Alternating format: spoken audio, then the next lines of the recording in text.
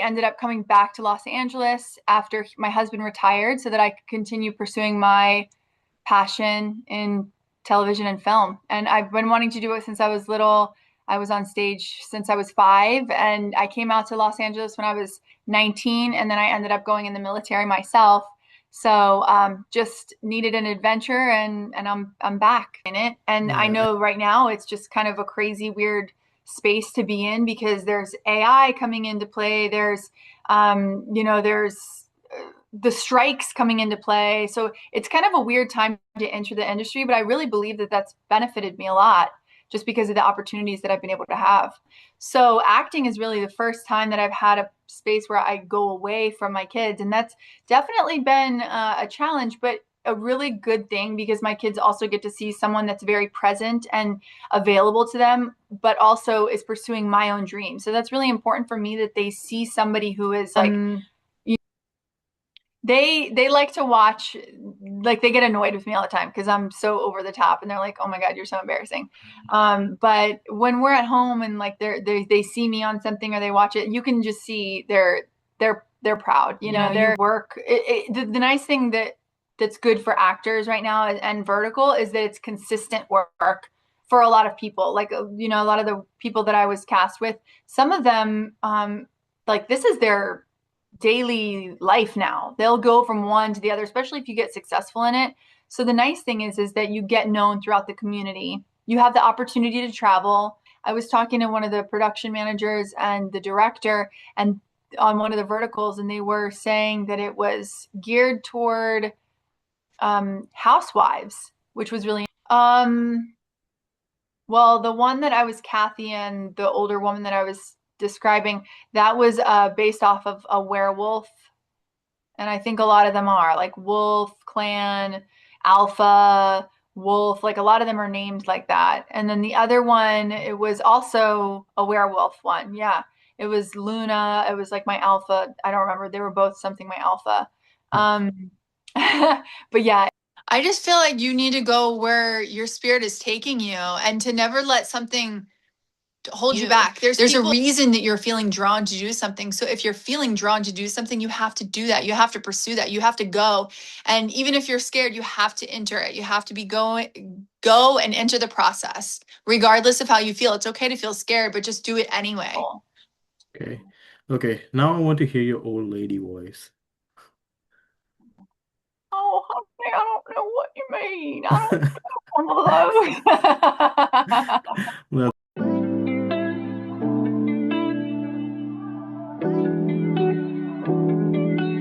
hey everyone, this is Abhi from No-Budget Filmmaking Podcast, and here with me is Laura, which is now going by Dimitri.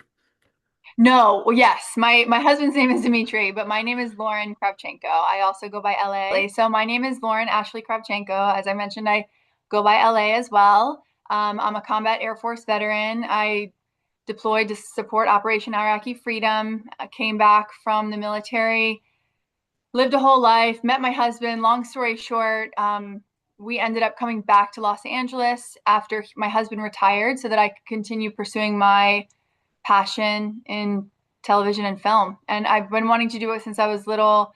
I was on stage since I was 5, and I came out to Los Angeles when I was 19, and then I ended up going in the military myself. So just needed an adventure, and I'm back. Yeah, and welcome back to you. My question is, you briefly touched upon it in your answer.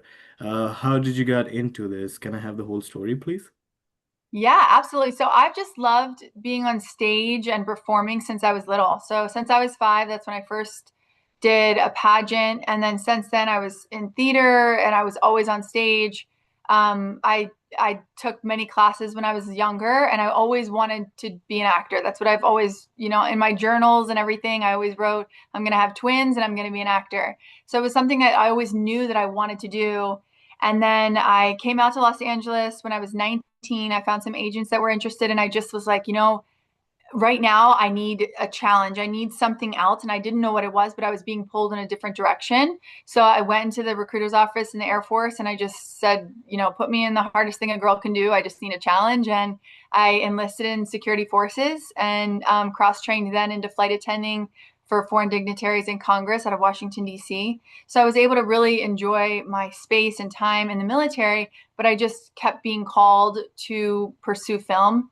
My fiance at the time, he was a Marine, and he was a contractor. He was killed by a roadside bomb in Afghanistan.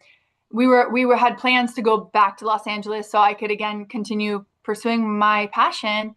But after he passed away, it was just like a very tumultuous time for me. But I wanted to continue to fulfill everything we said we were going to do together. And I came back to Los Angeles. Well, I came back to California. I was in San Diego, so that I could stay with my mom. And I was just going to school, and I was going to continue again. And then I met my husband, which was unexpected. And my husband is now, he's Navy, he's retired. So then that took me out of California again, that we ended up going to Bahrain in the Middle East, where I had both of my kids, and then just traveled around the world again. And when he retired, we were like, okay, it's time now. We can go back to Los Angeles. And now we're here full time for me and to be able to support my dreams. So we've been So here for 2 years. it's a tumultuous journey, and I appreciate you going through it with a smile, I'm assuming. Yeah. And so Lots one of tears. okay, smile and tears. Yeah. But one more thing that I wanted to ask is like one question that comes into my mind. When you started in 19, it was, I'm not sure when it was, early 2000, late 2000, I guess, late 2000. Um, it was 2000. No, it was when I was 19, it was early 2000s. Okay. I so it was I graduated high school in 2004. So it was right after that.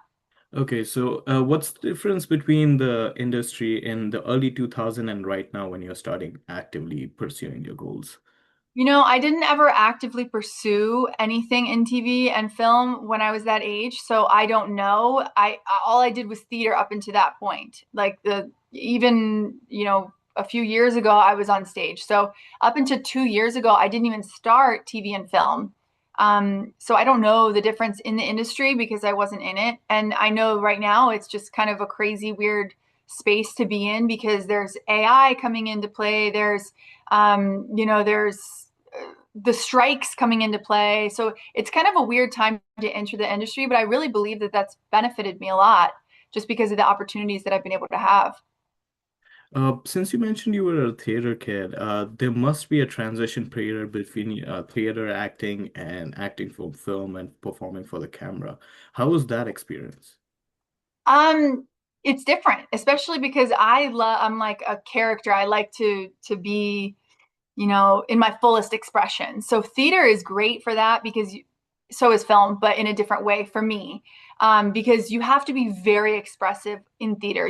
When you're on stage, you want the people in the last row to be able to see your facial expressions and to feel that energy. And on film, you really don't need to do that because your face is so close to the camera, and you can have very subtle reactions similar to obviously what we would have in real life.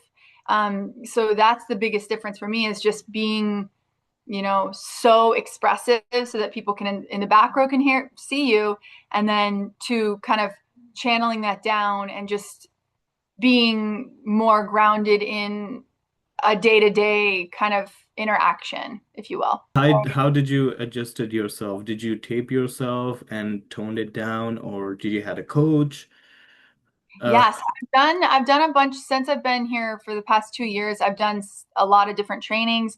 I've gone to UCB, Upright Citizens Brigade, which I've learned improv, and then I've also gone to Strasberg, which is method acting, and then I also do classes online with Greg Sims, and that's the path acting, and it's just been the one that's really spoken to me the most because um, it's helped me go from my day-to-day life and how I would actually perceive a situation to now bringing that to the screen where I'm able to take a script and have that action and as if I was actually doing something. So that's what's really helped me transition from being a stage actor to film. okay. And how did you find out that you had made that transition?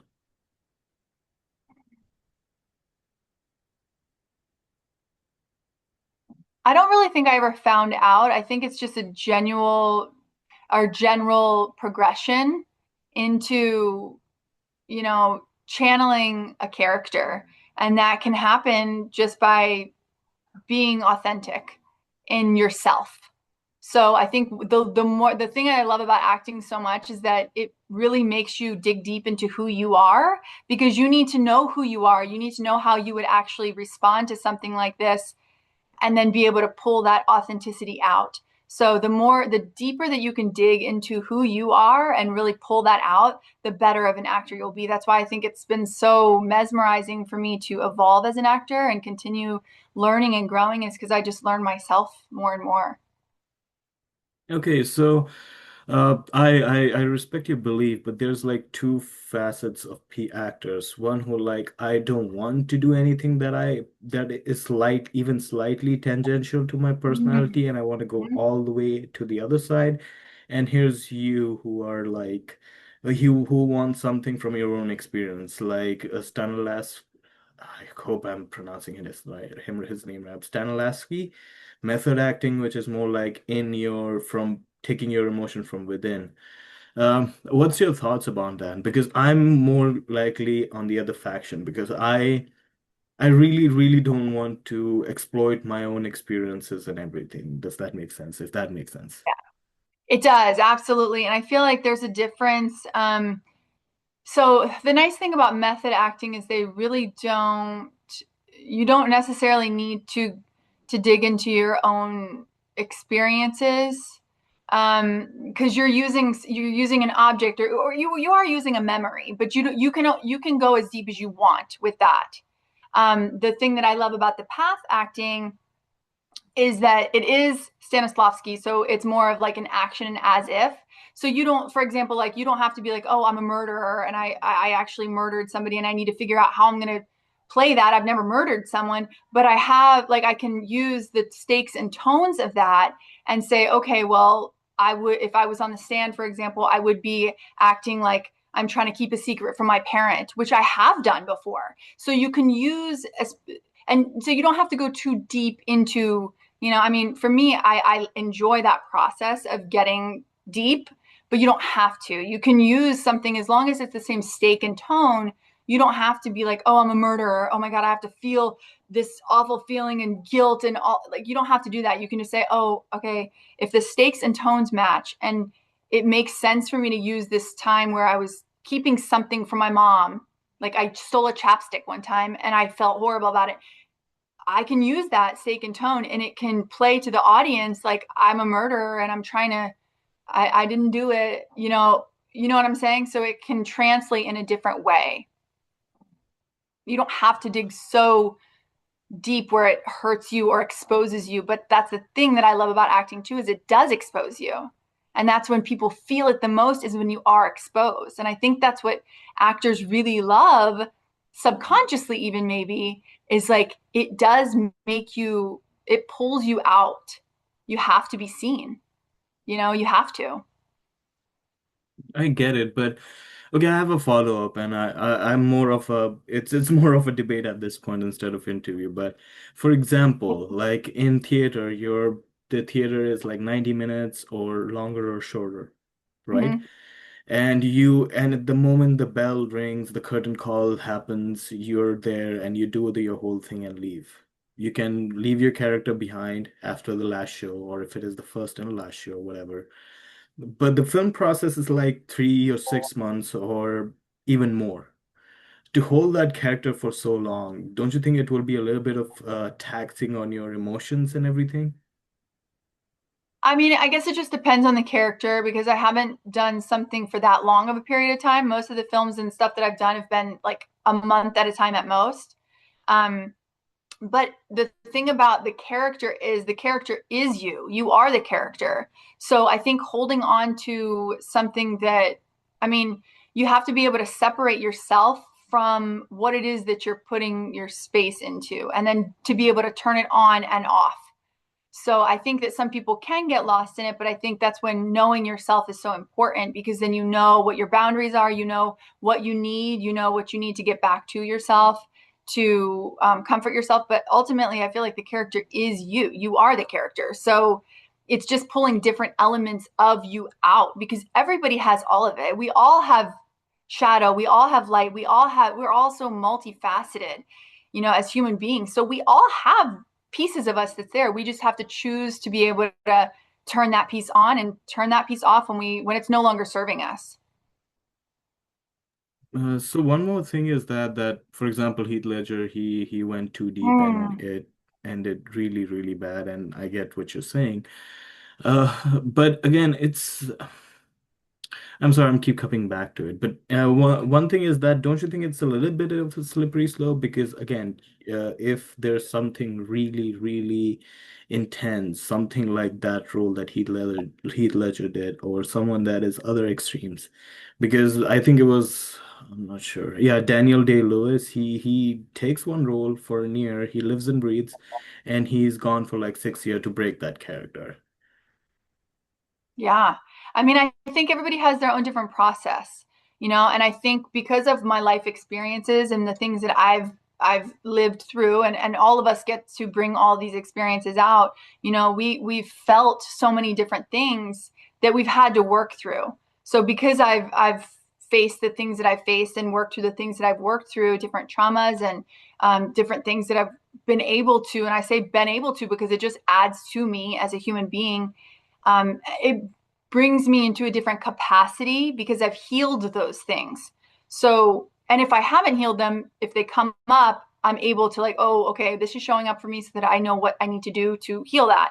So it doesn't, for me, like, I don't wrap myself completely intertwined in it. I am separate from a film. It is part of me and a character is you, but it's not going to consume me. And that's just personal. And if it ever did and that changed one day, then that would be something that I would have to work through at that point. But for me, it's something that I feel like it's just separate. Yeah, that makes sense. Also, since we touched upon your method, what's more like to your method? Do you prefer using outside elements, like Uta Egan, who loves to say that just walk into a scene with a prop, or I really do the path method, which is the action and as if from Stanislavski, and that's not with an object. I mean, I carry crystals always in my bra. I'm a good witch, so like I'm always doing my tarot readings, and I always that's my way to get into my space is to read my cards and I'll bring a crystal with me. So that's a personal object, but that's more for grounding and balance in as me as myself.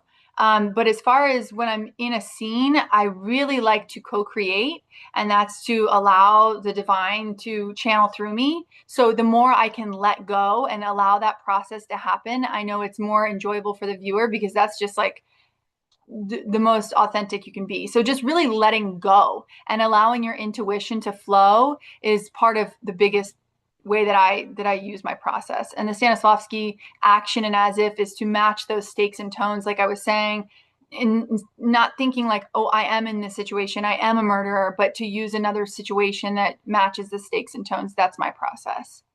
that makes really good sense. So one more question is that when you get directions, what's your process to make the role of your own? I just really try and listen deeply to what the direction is so that I can make adjustments as needed. I just listen. I mean, and that's what we're doing in acting. We're just listening. We really want to take that in and listen. If they need an adjustment, I just, my ego doesn't take over. I just listen and like, okay, what do they need from me so that the scene can be the best? How can we be best together? So I just listen and then I try and, adjust as necessary and give the director what he or she is asking for. One more question I forgot to ask earlier. Do you do musical theater too, or is it just more? Yeah, I have done musical theater, and I actually want to get into singing more, because I've only had like one lesson in my life, but I love it. It's so much fun, and I really want to start doing it more because I like doing voiceover stuff, and I know singing is really helpful for that, arena as well. Yeah. Also, I did interviewed a couple of voice actors. The main thing they told me was you have to be an actor first, and I think you're already there, so I don't think you need much help with that. Okay, I was saving this question for later, but I think I should ask it now. So what it's like to juggle family and your career at the same time? I know you did it before, but Mhm. right now since the whole entertainment industry is really it's always the odd hours and you don't know when you're going to be really really busy or something. So how do you adjust your life with that? Yeah, I actually didn't do too much of it before because my kids weren't born when I was in the military. So when I was in the military, I didn't have any kids. And then my husband, we traveled with him and I was able to be a mom full time. And then I got into real estate and I did that and did a couple other things, but I was able to be with my kids and bring them.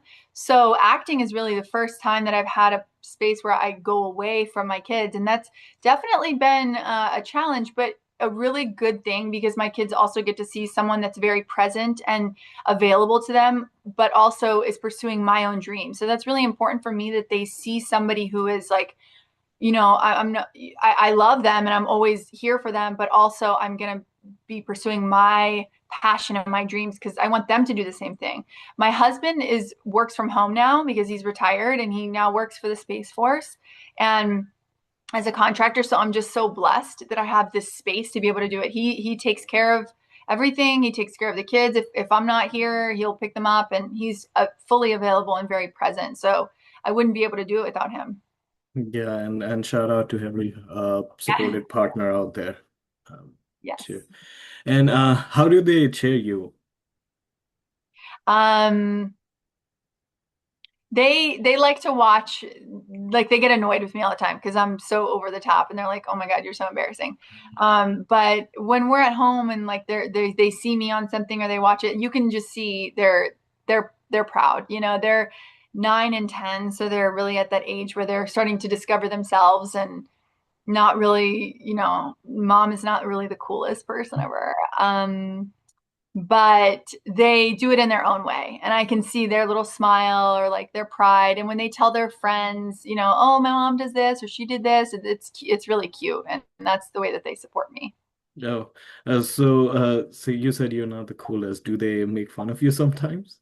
Yeah, for Oh, sure. They call me also, cringe, that's oh, the of course. nowadays. Yeah.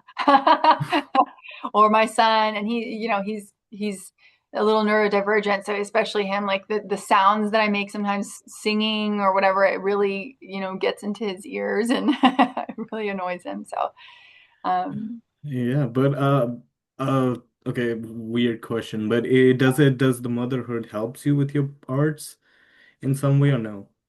oh my God, yeah, I think everything in life helps me because that's such a, I mean, being a mother, ooh, it's so exposing. I mean, it will pull every piece of you, every part of you out, the shadows, the light, the trauma.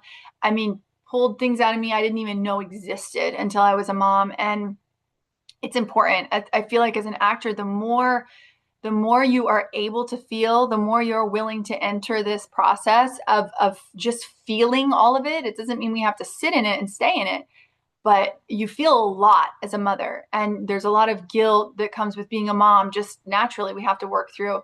And yeah, so absolutely it adds to my performances, and I use them all the time as my source of inspiration, and and my characters, and they can touch a heartstring that nothing else can, and nothing else can make you feel like your children do, because it's the thing that you love most. It's literally your heart walking outside of your chest.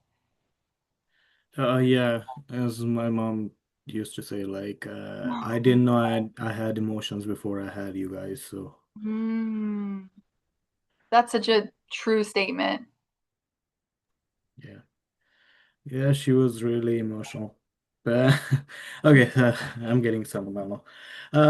She's still alive and healthy, and she calls me Oh, an idiot good. all the time. But I'm far, far away from her, so there's that. I'm moved to California in 2022, so we haven't Oh, talked okay. much in like 3 years. But yeah, Oh, wow. And where does she live? Is she in India? yep. Oh, okay. Yeah, she is with my dog, so there's that. And Oh, so I left my dog with her, and when I left before the whole thing started, even though I'm legally here and I have all the right to stay here as long as I want, but it's more like I don't want to risk it. I'm not sure where your political opinions stand, but right now there's so much animosity, so I don't want to leave the country as of now. So, yeah. I mean, it's just to be safe than sorry. My stepdad is Moroccan, actually, and he just this year was able to get his citizenship after being here for 20 years, and that was just this year. So there are good. I mean, I know we hear so much of the negative and the bad, and it's a lot of fear driven based society, and just there's so much going on. But there are positive things. But I think just to be safe and do what you feel is best is mm, definitely the best option.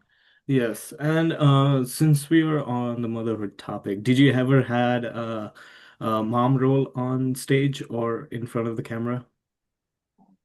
Yeah, I did. I actually played a like a 65-year-old woman, and it was for a vertical, and my son was like my actual he was a little bit younger than me, but we were almost the same age in real life. I, yeah, I mean, I think he was like 5 years younger, but anyway, yeah, I played a mom role. It was so much fun though. Her name was Kathy, and she was just like this matriarch of these this wolf clan. So I really enjoyed it, and I never people were like, "Oh, that's so messed up. They made you play." I'm like, I'm an actor. Like, why would I care what age I play? I'll be a great great grandmother. Like, that's fun that you get to do all these different roles. I think that that's the ego talking and not like the actor talking. The actor wants to play all of these things and do all of it, and I don't think we have to get offended by anything. It was an honor for me because there was other people that auditioned that were more of the age, but they aged me up so that I could do that role. Okay. Okay. Now I want to hear your old lady voice. Oh, honey, I don't know what you mean. I don't know those. That's amazing. That's amazing. But how many vertical productions did you do? Because I it's only all the did rage. two. I only did two, and that was good for me. That was I felt complete after doing that. It was a cool experience. I'm interested in something else. So I really enjoyed the process and of course the opportunity. I just prefer not I told my agent, please don't submit me for those anymore. Okay. Uh, okay. Can you go a little bit deeper onto vertical because that's facet is I haven't interviewed someone who has done vertical videos. So what's the process and everything? Yeah, I mean, it's a similar process. You know, you audition, you get hired, you work. The nice thing that's good for actors right now and vertical is that it's consistent work for a lot of people. Like, a lot of the people that I was cast with, some of them, like this is their daily life now. They'll go from one to the other, especially if you get successful in it. So the nice thing is that you get known throughout the community. You have the opportunity to travel. Someone actually just reached out to me from Turkey and asked me to do a vertical there. I wasn't available because I have a couple commercials coming up. But yeah, she was already all the way in Turkey and everything's paid for. So there's opportunity for travel. There's it's good pay. It seems consistent. It's just that I don't want that. Like I'm going in a different direction, but it is wonderful for people that are starting off or that are interested in full time kind of set pay on and that kind of stuff. Hmm. But the shooting is shorter, if I'm not wrong. Yeah, it's shorter. I mean, because it's for a tiny little. I mean, it's just fragments. It's like um, I think it's like 10 seconds per clip. And Oh, I mean, it's definitely generated toward our brain and what we're doing nowadays to our brain and not being able to hold attention. So that's what it's gearing towards, I believe, because I mean, people get bored so easily now and we can't sit there and pay attention to things. So it's verticals are really like short little things. And then also it's like, I think if you want to continue, you have to pay. So if you watch one, like they'll give you like five free. And then if you want to keep watching, because then you're already into the story, you have to pay for each little section that you want to. I guess it depends on the platform. But as far as my understanding goes, I actually never even paid to watch mine. So I don't even know, but somebody just sent it to me. Um, but yeah, it's interesting. It's interesting. It's different than it's kind of like a modern day soap opera, but it's like designed for our phone because it's vertical and it's short and you know. Is it geared towards okay, is it good geared towards kids more? Because some of those things that are much more like no, I don't think there's any adult level of productions that are vertical, right? Oh yeah, there is. They're really inappropriate for kids actually. I mean, the ones that I've done have not really been appropriate for kids. Um, but maybe te teenager, maybe that. But as far as I know, I was talking to one of the production managers and the director and on one of the verticals, and they were saying that it was geared toward housewives, which was really interesting. And yeah, I don't know. It was just an interesting. I was like, who are these going to, and like where? How do you advertise these? And it's just kind of word of mouth, and they're advertising to people that stay at home and just want to have soap operas, just like my mom. That's what I was actually named after Lauren and Ashley off of The Young and the Restless because my mom was so much into soap operas. So this is just a modern day soap opera. So there's I guess some profanities and something implied that is not that is implied that is a little bit adult theme, I'm assuming. Yeah, I mean, there's sex and, violence. Hmm. That's really At least in the interesting. ones that I've done. I don't know about um all of them. I'm sure there's ones that are for kids. Forward. Hmm.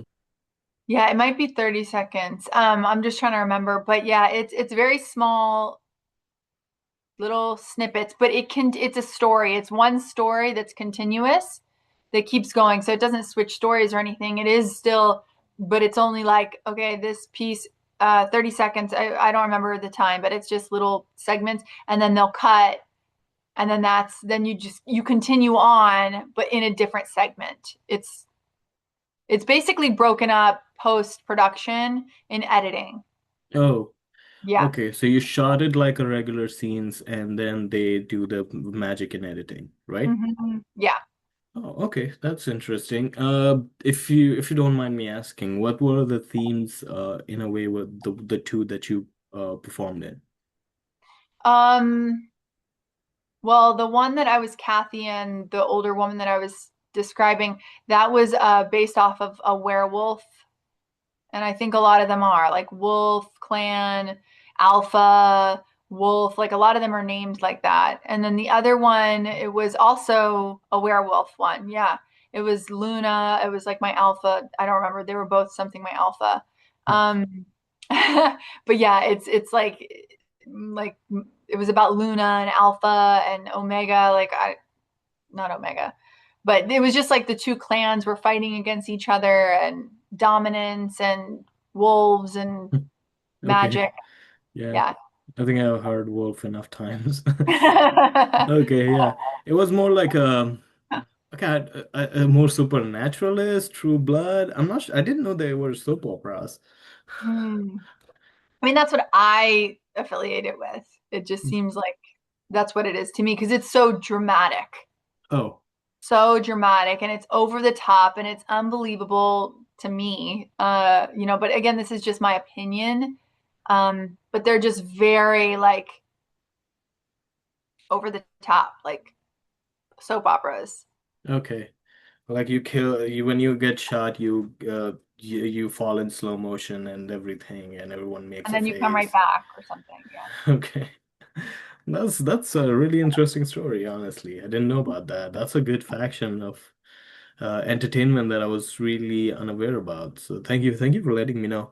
And it's about to end soon. Give me like 10 minutes, okay? Okay. Yeah, Okay, no thank problem. you. Thank you. Have a good one. Yeah. Okay. We were attached by hip with my mom, so I don't know. Must be hard for them. They're fine. We live in an apartment, so they're just running around playing, and they like that too.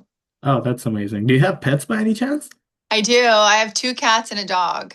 Oh, that's amazing. I have 7 cats and 2 dogs. That's so I love cats. I'm like a cat lady. So if I Okay. could have 20 cats, I would. In every style they come. What are yours all different or are they like Yes, tabbies? yes. So I live with I call her my grandma. She's a landlady, so she has all those cats. She has a Maine Coon. That's my favorite, and he's Ron Weasley, and he and I are the best buds. So he looks like a lion. Oh my God. I love that so much. I love cats are very they're sacred and they're just like I love dogs too, but I cats are just like just I'm very connected. Yeah. And I Oh, think they're very spiritual and their purring, it heals us. oh, I So didn't know that. I'm looking for the photo. 1 second. okay. This is he. Can you see it? Can you see him? Go a little closer. Oh my God, look at his long whiskers. Yeah. Oh, so cute. He's a chunky monkey. Every time, like, I get it when you said they're emotional, spiritual, because every time I have a nightmare, he just goes crazy on my door and sleeps with me entire night. Wow, Yeah. they're so special. I mean, animals are we're all connected. We're animals, but it's just the cats and the way that they can support our spirit is so amazing. Yeah. And if you want love, you can always have a dog. Yeah, exactly. Yep, you can never get enough love. They're just I have a little Pomeranian and he's the only dog I've ever had. And I Oh, love him. He was my first child because my okay. husband, we've had him for 13 years. So he's such a good little boy. Oh, that's so amazing. Mine is, let me show you. Can you see her? Oh, Yeah. yeah, she's so cute. She is a Pomeranian and a Lhasa mix, so Oh my gosh. yeah. She's so cute. She looks like, what's her name? Sweetie. Sweetie. Oh, she looks like she's smiling. Oh, that's, I guess she knows that we get happy when she's smiling, so that's her resting face. She has a resting smile face. Yes. Unless you piss her off, then she bites your nose. But yeah, they're really sacred and special. Okay. Uh, okay. I forgot my train of thought. We were talking about Vertigo and what other projects were you in apart from theater? So I have been in a couple features. I did like when I first got here, I did a feature. And then I have done a ton of commercials. I've done a lot of work with the VA. The military has actually been really helpful for me because it's gotten me a lot of work. I've done work with the VA. I'm getting ready to do another Veterans Affairs commercial coming up soon. I've done Wells Fargo, but it was for the military. So I'm on the website of Wells Fargo in the military area. And then I'm doing a fentanyl commercial. So a lot of the stuff that I've done has been military affiliated. And then I just wrapped a feature as well that I also helped produce, and that was unbelievable experience. So was that will be out in October. Hmm. It'll be done. It'll be done in October. We'll see when it's gonna be out. But It, yeah, so there's a military department in the Wells Fargo area and or the Wells Fargo Bank, but in the Wells Fargo area of the website, you can click on banking for military members and then it's just a section in there. So it's not representing the Army, but just the military in general of all the branches that we support or Wells Fargo supports military veterans. And then they actually want it to be authentic and use military members in their you know, campaign. hmm, Yeah, absolutely. So really my agency is Hero Talent Agency and they're all veterans themselves. So they really they're a unique niche because they specialize and only bring on talent that is veteran, first responders, doctors, nurses, people of that nature so that they can have that specific niche and they can provide Sure. what companies are looking for, casting agents need, but they already know, okay, that person already was a doctor, so let me just go ahead and like I know I can call who I can call to be able to get that specific kind of person. So that's who's really been beneficial for me. But even just looking on casting networks and then Actors Access, it'll say veteran needed, and there's a lot of opportunities like that for veterans, which is fantastic. Okay, twofold question. One thing is that how do you like when not just Air Force, but the whole military in general is depicted in the media? And what's your approach towards that? Do you sometimes roll your eyes, or do you get offended when some things are not really favorable to the military community?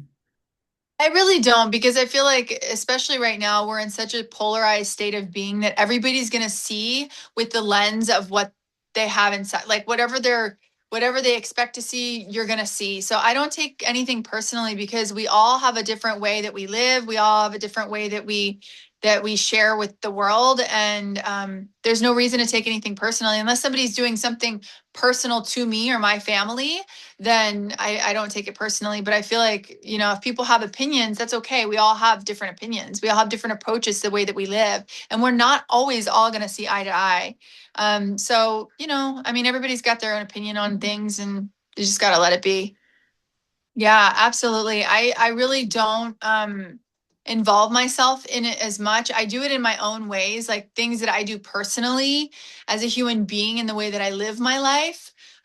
That's the way that I can contribute in this capacity, in this state of being that I'm in right now, as far as in politics. But I just don't, I don't, I try not to enmesh myself in conversation or the polarity, because I feel like something bigger is happening, and I feel like that there's a lot of reasons for people to want us to argue and fight, and I just choose not to be a part of that. I'm just not going to choose that for me, and I'm not going to choose to let everything drag me down, and I'm going to continue to see from the perspective of optimism and help where I can and what I'm able to do within my own community, within my own support system, and give back to the community in my own way.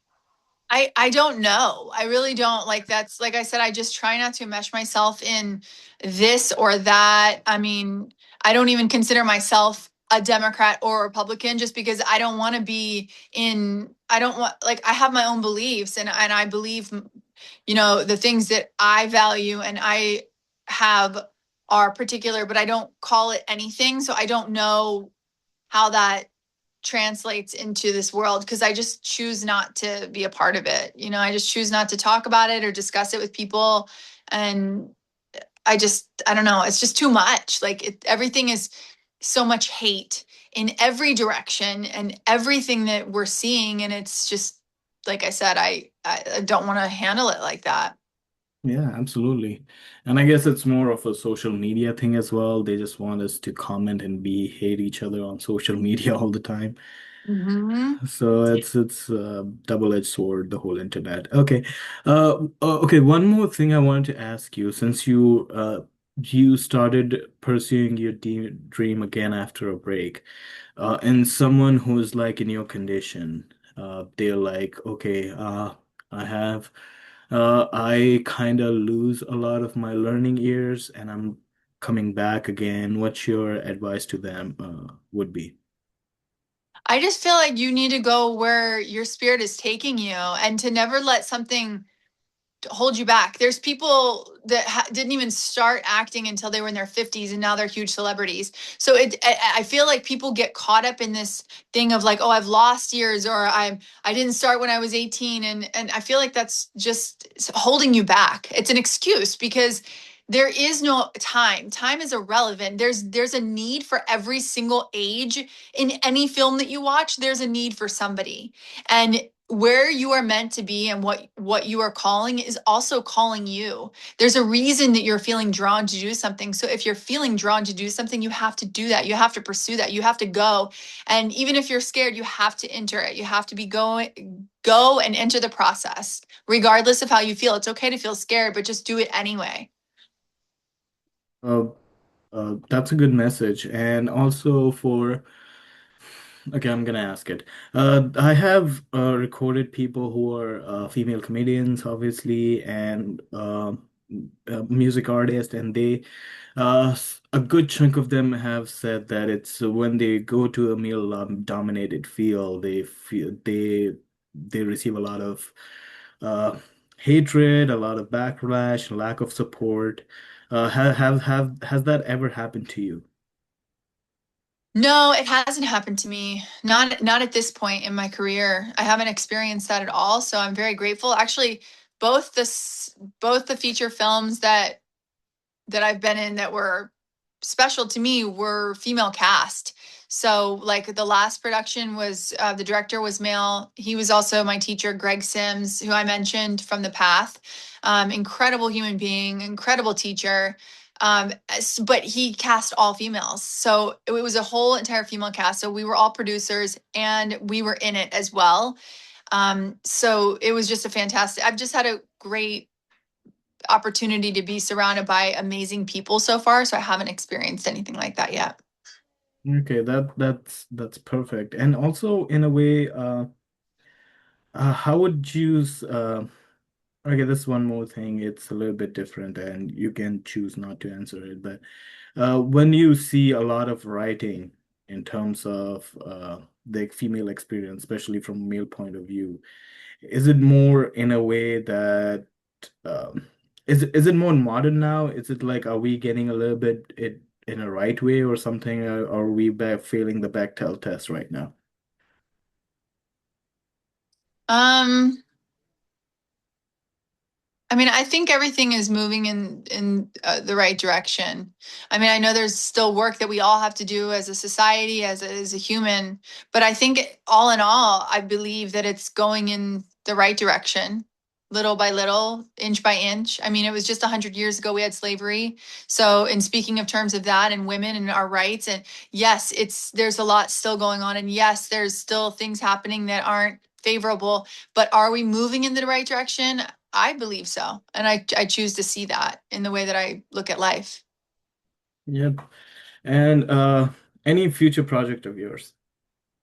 So I have a couple things coming up. I have a couple commercials. I just got hired to do a host on this channel. It's a silly fun thing, but I get to be a talking mime and it's just been so much fun. It's just such a release from my soul and just like even it doesn't even matter if it's a huge project or a small project. I feel like when you're an actor, you just appreciate opportunities, and when it speaks to your soul, it's just like that's what you're doing it for. That's what it's for. It's for that feeling.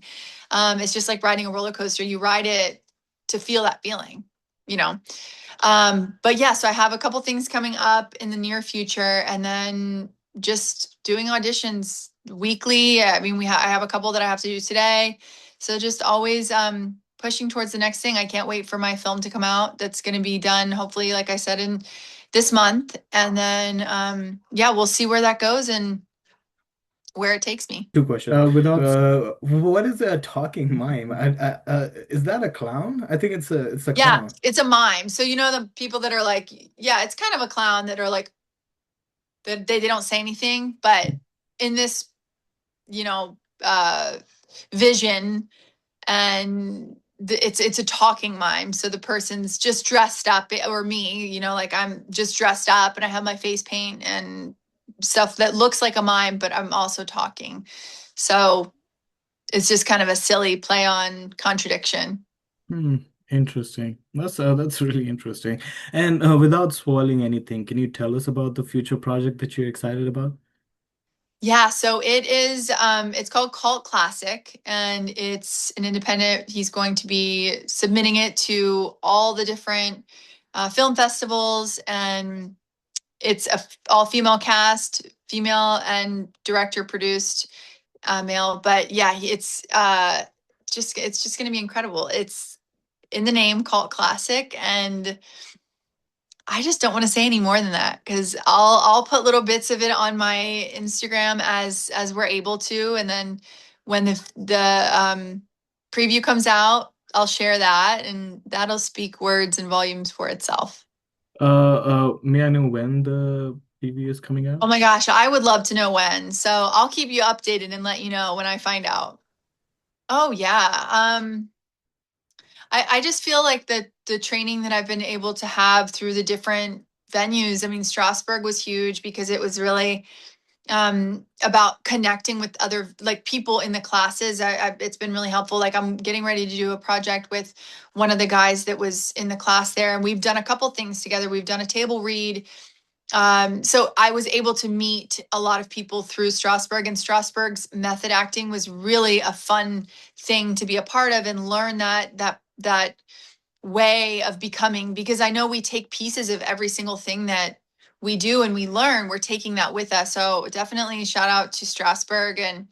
And then my agency is wonderful. I just appreciate so wholeheartedly my agency, Hero Talent Agency, and all the support that they give us, and how hard my agent Natalie works, because she really does a good job vouching for us and speaking on our behalf, and she works very, very hard behind the scenes to get us Last work. thing, what's one movie that you watched recently that you want to rave about? Well, I just actually watched One Battle After Another yesterday because I was in that. It was with Leonardo DiCaprio, but I was background. It was the last, was it the last background?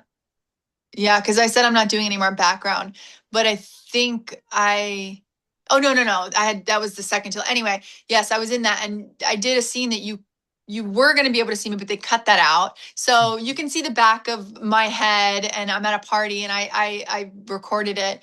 But yeah, I just saw that yesterday. Leonardo DiCaprio is my inspiration. He's such an amazing actor, and he's my favorite actor of all time. So it was really inspiring to just even be able to be in the same film as him, because that's still moving. Like for me, that's manifestation. That's me.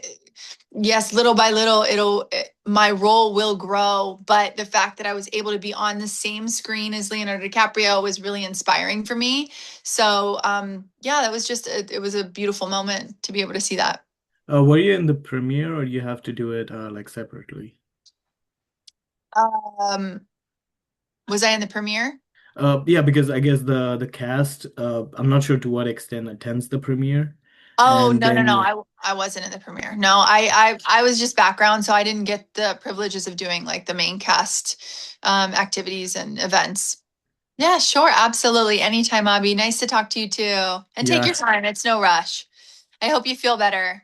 yeah. Thank you very much. I apologize. I was not in my 100%, but Oh, that's okay. You did great. yeah, thank you very much, and you did fantastic. Thank you very much, and I'll see you. See you when I see See you. you again. Thanks, Abby. Bye bye. Okay. Please, please, please, I'm begging you. Please. I'm desperate. I don't know what to do. Please subscribe. Like, comment, and subscribe. Subscribe for more content.